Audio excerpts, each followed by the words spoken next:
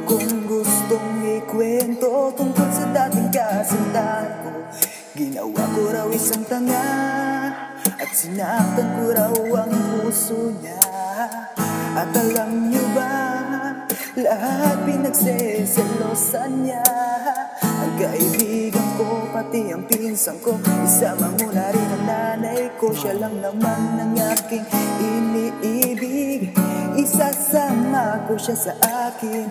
Ngunit magsama raw kami ng best friend kong pagpatintahin na tangin niya, tangin niya, tangin niya.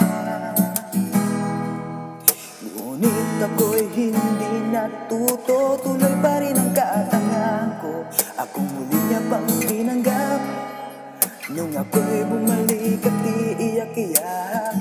Sinagot ko siya kung anong laman ang puso niya.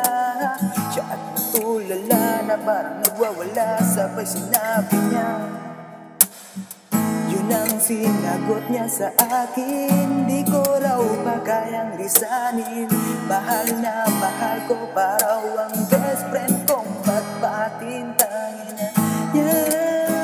Tangin niya, tangin niya, tangin niya.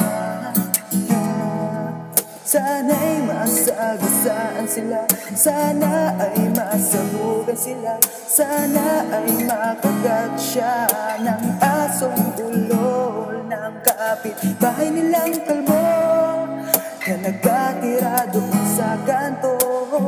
Sana'y tamaan sila ng